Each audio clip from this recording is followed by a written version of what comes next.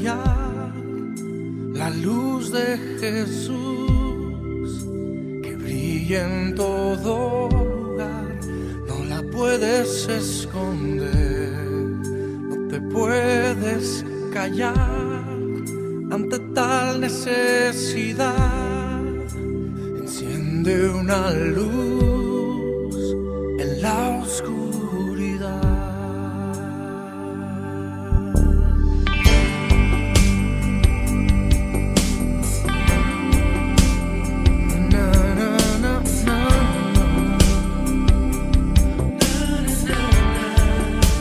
Enciende una luz, déjala brillar, la luz de Jesús, que brilla en todo lugar. No la puedes esconder, no te puedes callar ante tal necesidad. Enciende una luz en la oscuridad.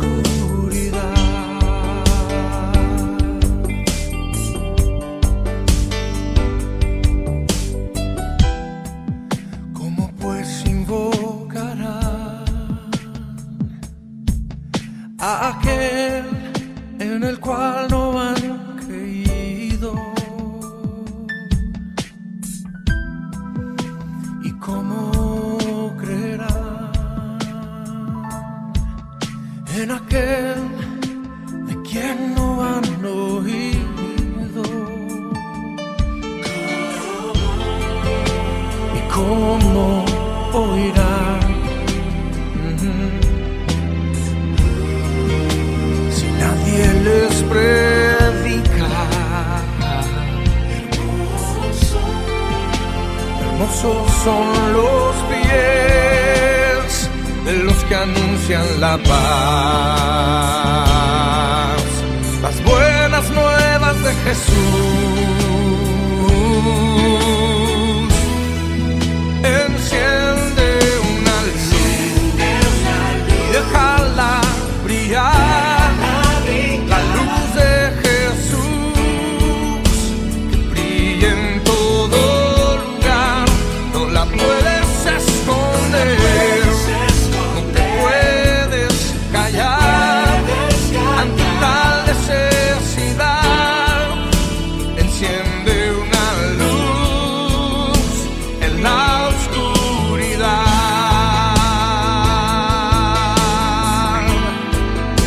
Enciende una luz en la oscuridad.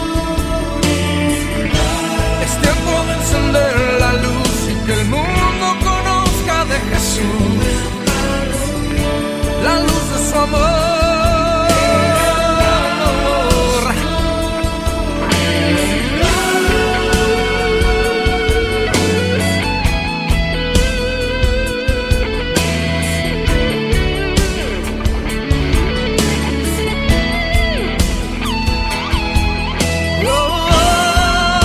Enciende una luz, déjala brillar, que brille la luz de Jesús, que brille en todo lugar. No la puedes esconder, no te puedes callar ante tal necesidad. Enciende una luz en la oscuridad. Jesucristo dijo: por tanto, id y haced discípulos a todas las naciones, bautizándolos en el nombre del Padre y del Hijo y del Espíritu Santo, enseñándoles que guarden todas las cosas que os he mandado. Enciende una luz en la oscuridad.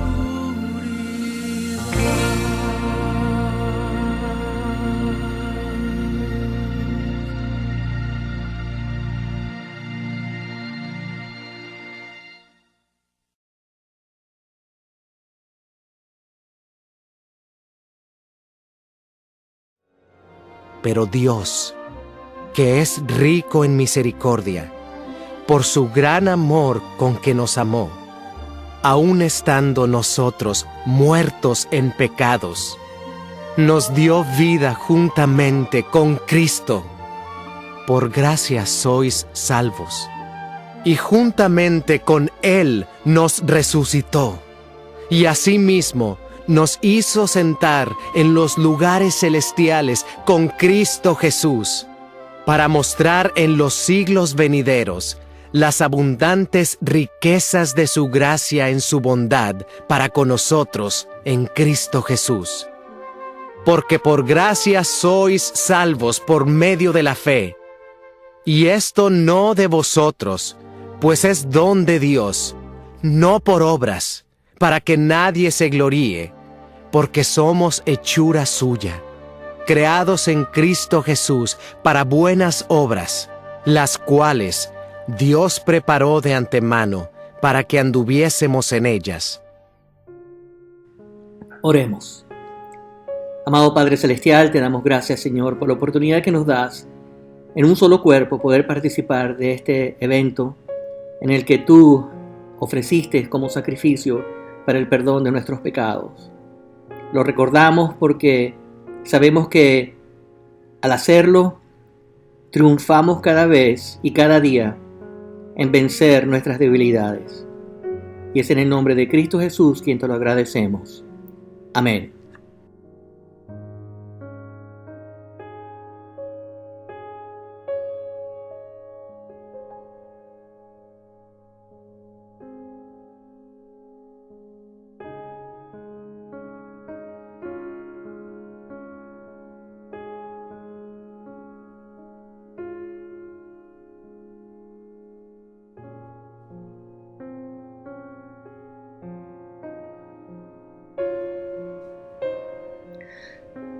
Cada uno debe dar según lo que haya decidido en su corazón, no de mala gana ni por obligación, porque Dios ama al que da con alegría. Segunda de Corintios, capítulo 9, versículo 7. Dios quiere que lo ofrendamos porque Él desea que sus hijos sean como Él. Dios es generoso y desea que nosotros seamos generosos de la misma forma. Otra razón por que Dios nos pide ofrendar es para que podamos hacernos tesoros en el cielo. No podemos enviar al cielo nuestro dinero, pero podemos ofrendarlo para ganar a otros para Cristo. Esto es hacerse tesoros en el cielo. Oremos por la ofrenda. Dios Padre amado, el Dios de Abraham, Isaac y Jacob, te damos gracias, Señor, porque nos bendices diariamente. Nos bendices para que nosotros podamos bendecir a otros también, de despojarnos a nosotros mismos, Señor, y dar con alegría. Te lo agradecemos, Señor, y es en el nombre de Cristo Jesús que damos las gracias. Amén.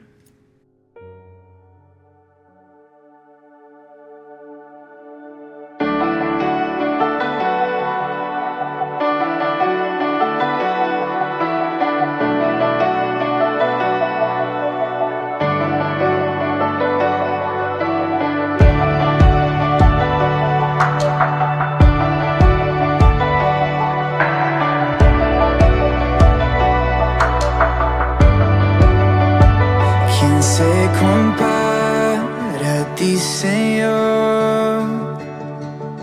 Nadie me ha amado como tú. Eternamente tú eres Dios. Digno eres tú, digno eres tú. ¿Quién como tú, Dios creador?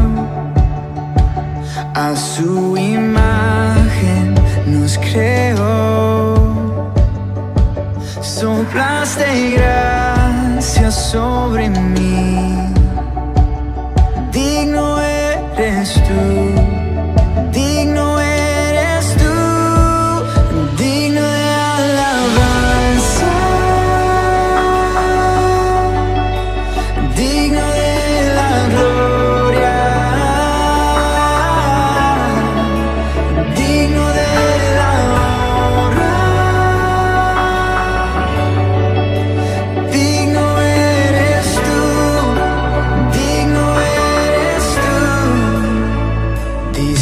tu Hijo por amor, para salvar al pecador.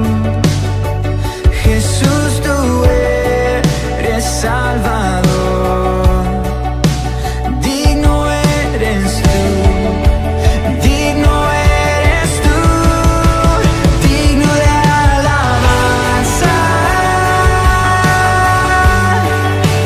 digno de la gloria, digno de la honra, digno eres tú, digno eres tú, digno de alabanza, digno de la gloria, digno de la honra, digno eres tú, digno eres tú.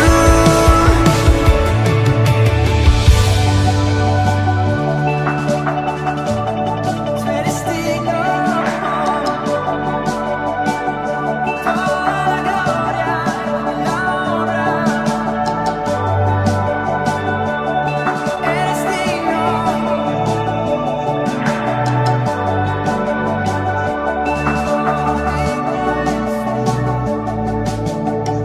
Mi vida entregaré, exaltaré tu nombre en alto, la gloria te daré, digno eres tú. Mi vida entregaré, exaltaré tu nombre en alto, la gloria te daré, digno eres tú, Dios. Mi vida entregaré, exaltaré tu nombre en alto, la gloria te daré, digno eres tú, Dios. Mi vida entregaré, exaltaré tu nombre en alto, la gloria te daré, digno eres tú, Dios.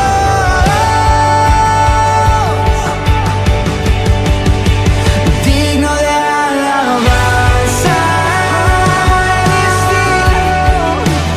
digno de la gloria,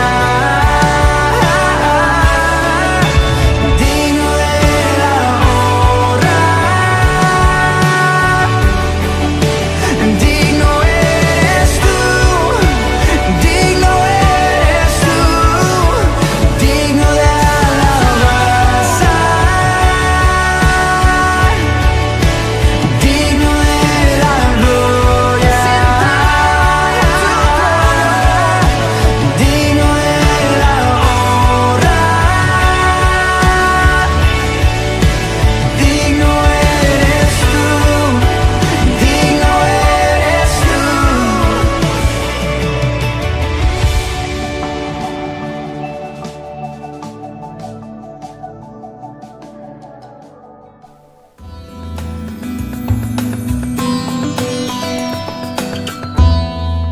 Buenos días, Nos Atlanta. Estoy tan emocionado de estar con ustedes hoy. Estamos listos. Hemos estado esperando este momento durante tantos meses y seguí imaginándome en mi cabeza cómo va a ser. Y buscando, quiero decir, de una manera que sea seguro, ¿verdad? Debo presentarme con un traje de materiales peligrosos, pero luego pensé que tal vez sería mostrar cómo he estado trabajando durante los últimos meses en mi sofá descansando en pijama, pensando que tal vez mi favorito jugador estaría viendo la iglesia con nosotros. Todo lo demás parecen ser sintonizando en todo el país lo mismo que yo estoy viendo, pero honestamente pensé, ¿cómo será para nosotros volver a estar juntos de nuevo? Todo el cuerpo de Cristo, ¿verdad? Así que esto es lo que quiero decir. Si estás aquí y quieres pedir prestado mi traje de materiales peligrosos, no hay ningún problema. Me alegro que estés aquí en el campo. Si estás en casa, sigue disfrutando la iglesia de pijamas. Estamos muy contentos de que nos acompañes en línea. Porque somos un cuerpo de Cristo y todo el mundo sabe que lo somos, ya sea que estemos haciendo una iglesia de pijamas o haciendo una iglesia de vestidos de materiales peligrosos o simplemente estamos haciendo iglesia juntos. Entonces, en realidad, no vamos a hacer este sermón con un traje de materiales peligrosos o en pijama, pero quiero sí utilizar la ilustración para llevarnos al próximo mensaje de esta nueva serie.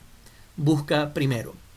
Si abren sus Biblias en Romanos capítulo 15, quiero que le demos un poco de trasfondo sobre lo que es importante de este texto. Verá, al igual que nosotros, las personas que vivieron en el primer siglo tuvieron algunos de los más importantes desafíos que confrontar, tal cual como hoy lo hacemos, específicamente hablando de la iglesia en Roma.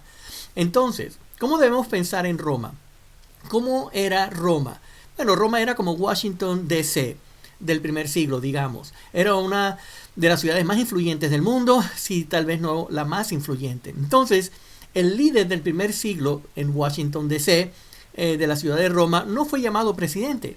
El líder era llamado emperador y era conocido como César. El emperador era el líder indiscutible de la ciudad de Roma y por lo tanto indiscutiblemente el líder de todo el mundo. Si bien hubo personas que no estuvieron de acuerdo con las decisiones del emperador y el liderazgo del emperador, muchas veces, como fue en el caso del emperador antes del que vamos a hablar, que en realidad fue asesinado por algunas personas de su propio gobierno, pero el líder que vamos a hablar en el día de hoy es llamado Claudio. Claudio gobernó durante 13 años, desde el año 41 hasta el año 54. Y en general era un líder bastante bueno. Pero una de las cosas, tuvo mucho cuidado al reprimir los manifestantes. Era muy cuidadoso. Si la gente no estaba de acuerdo con sus políticas o él sentía que eran una amenaza para él, entonces los mataría y los desterraría, y en algún caso, y sobre todo en el caso del pueblo judío. Él tomó una decisión de que todo el pueblo judío en un momento dado sería expulsado de la ciudad de Roma y todos tendrían que mudarse a otras ciudades. No estaremos estamos aquí, esto sale en el libro de los Hechos, pero bueno, cuando los echaron de Roma, fue un grave problema para ellos. Eso significó que la iglesia, que durante mucho tiempo estuvo formado por cristianos judíos y cristianos gentiles, ahora se quedó solo con los cristianos gentiles. Los cristianos gentiles extrañaron a sus hermanas y hermanos, por supuesto, que habían sido expulsados de la ciudad, pero la misión continuó. Todavía compartían el evangelio en toda la ciudad de Roma y mostraban una iglesia que continuaba pues por muchos años haciendo lo mismo. Se levantó la prohibición en un momento dado y se les permitió a los judíos regresar a Roma. Se les permitió regresar a sus casas y recuperar sus trabajos, y adivinen qué, volvieron a la iglesia. Bueno, por supuesto, todos estaban felices de estar reunidos cuando regresaran a la iglesia, pero la iglesia había cambiado mientras los judíos estuvieron afuera durante un rato. ¿Cómo cambiaría o cómo cambió? Bueno, cuando estuvieron allí, la iglesia era principalmente conocida por las costumbres judías. Todavía era una iglesia, pero la iglesia estaba arraigada a la religión judía y en una forma judía de hacer todas las cosas. Cuando se fueron, entonces las tradiciones cambiaron hasta el punto de que muchas de las cosas que se enfatizaron y experimentaron eran realmente tradiciones de gentiles. Cuando los judíos regresaron, y entonces, por supuesto, la iglesia ya no estaba muy familiarizada para ellos. Y ellos pensaban, oye, tenemos que volver a la forma en que las cosas eran antes. Básicamente hubo un conflicto entonces, hubo una discusión, habían algunos cristianos, digamos, de materiales peligrosos y algunos cristianos de pijamas, y tenían diferentes ideas sobre cómo debería ser la iglesia, o por lo menos qué deberían de hacer. Bueno, tenían varias opciones. Una opción sería simplemente discutir sobre todas las cosas y en todo momento. Cada grupo fortaleciéndose y haciendo su argumento y debatiendo y poniéndose de pie y amenazándose el uno al otro. Y eso sería una forma de manejar el desacuerdo. Había una segunda opción. Esa opción sería simplemente comenzar otra iglesia, tal vez en una parte diferente de la ciudad de Roma. Tendrías una iglesia cristiana, gentil, y tal vez por otra parte habría en otro lugar una iglesia judía. Y luego tal vez irían por caminos separados y una vez al año a lo mejor se reunían, se podrían reunir en asamblea, compartir la adoración juntos, cantarían canciones juntas y unas canciones que a ti te gustan y otras canciones que a los otros les gusta y como incluso hasta compartir la comida y cada quien traería su plato favorito y todos hablarían sobre cómo desearían poder reunirse más a menudo, prometiendo tenerse más contacto y para verse después el próximo año. Y así principalmente vivirían prácticamente separados. Esa es una forma de manejar el conflicto. Pero el apóstol Pablo, por el liderazgo del Espíritu Santo, no elige cualquiera de esas opciones. El apóstol Pablo nos dice muy bien que conoce a los judíos y que estaba fuera por un tiempo y que él era judío y que se preocupaba por todas las tradiciones y que era muy celoso de esos antepasados. Pero pregunta, ¿por qué no conocemos una iglesia en otra parte de la ciudad y quizás los gentiles puedan darnos algún dinero para comenzar y construir nuestro propio edificio? Eso es lo que tal vez Pablo estaría pensando. No, la verdad que no. Pablo rechaza ese tema. No es una opción para él. Entonces, ¿qué opción queda para Pablo? Vamos a leer en el capítulo 15, comenzando desde el versículo 1, y veremos lo que Pablo escribe como una mejor opción. Y dice así: los fuertes en la fe debemos apoyar a los débiles, en vez de hacer lo que nos agrada. Cada uno debe agradar al prójimo para sí bien, con el fin de edificarlo. Porque ni siquiera Jesucristo se agradó a sí mismo, sino que, como dice en la Escritura, sobre mí han recaído los insultos de tus detractores. De hecho, todo lo que se escribió en el pasado se escribió para enseñarnos, a fin de que, alentados por el Espíritu, perseveraremos en mantener nuestra esperanza. Que el Dios que infunde aliento y perseverancia les conceda vivir juntos en armonía, conforme al ejemplo de Cristo Jesús, para que con un solo corazón y una sola voz glorifiquen al Dios el Padre de nuestro Señor Jesucristo. Por tanto, acéptense mutuamente, así como Cristo los acepta a ustedes, para la gloria de Dios. Quiero que pienses en las enseñanzas del apóstol Pablo. Lo que ha compartido en este momento. Considera estas preguntas sobre la iglesia de Washington, D.C. en el primer siglo, digamos así. ¿Cuán importante sería que el Evangelio de Jesucristo estuviese firmemente plantado de manera que fuera influyente en toda la ciudad? Si la iglesia estuviese discutiendo todo el tiempo, por ejemplo, entonces la opción 1, ¿cuán influyente sería? Pues sería que todo el mundo estaría discutiendo al mismo tiempo. Y eso no sirve. Diferentes personas siempre están luchando por el liderazgo. Y si la iglesia actuara así, no sería diferente al mundo en absoluto. Sería un solo grupo más que otro grupo y no tendrían nada en común. Pero, ¿qué pasaría si la iglesia simplemente dijera, bueno, simplemente nos dividiremos y podemos tomar caminos separados? Bueno, la gente también hizo eso. Eso fue claramente la respuesta, que era una perturbación que rodeaba a los judíos y simplemente lo mejor que podríamos hacer sería echarlos o enviarlos a empacar para que se vayan. Sin embargo, la iglesia simplemente se dividió y tomó caminos separados. No habría sido diferente a las del gobierno, por lo tanto no era aceptable. Si la iglesia sigue las enseñanzas de las Escrituras, podría ser diferente. Debería considerarse estas preguntas. ¿Qué los separaría? ¿Qué separaría a esa iglesia del primer siglo? ¿Los cristianos judíos y los cristianos gentiles unos de otros? Bueno, varias cosas podrían separarlos. Su cultura, su herencia, su origen, su dieta, los alimentos que comían, las costumbres que siguieron, las opiniones que tenían sobre el gobierno, y muchas cosas tendrían que hacerlos por separado. ¿Qué podría haberles mantenido separados? Bueno, usted dirá, ¿eso no es lo mismo? Bueno, no necesariamente, porque a veces lo que nos separa puede ser basado en la separación de valores. Pueden pensar en muchas familias que han resultado heridas en el pasado, en el presente, por las acciones de muchos. Y la tentación está ahí para guardar resentimientos, amargura y rencor. Y a que haya una oportunidad para cualquier tipo de reconciliación o cualquier tipo de nivel de acercamiento. Ni siquiera cortesía, ni siquiera restaurar la dignidad de alguien. se parte de lo que nos separa. No es la herida o la diferencia original, es una actitud de corazón y la que podría aumentar su separación.